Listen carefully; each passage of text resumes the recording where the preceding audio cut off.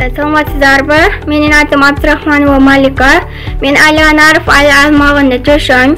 Биз командабыз менен сайт иштеп чыгуу окууларына катышып, балдарга жана жаштарга жагымдуу Кыргызстан долбоорунун алкагында өткөн окууларында онлайн видео сынактарды алдык.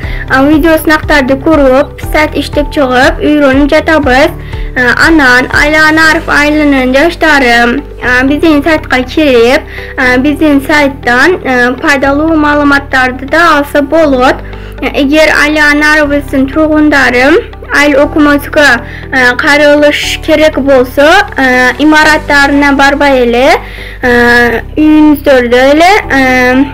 үйүңүздөрдө карантинде үйдө отуруп, телефон аркылуу эле биздин сайтка кирип, биздин сайттан айыл өкмөткө онлайн кабылдамасына жөнөтүп, кайрылууларыңызды ташайсыздар да болот.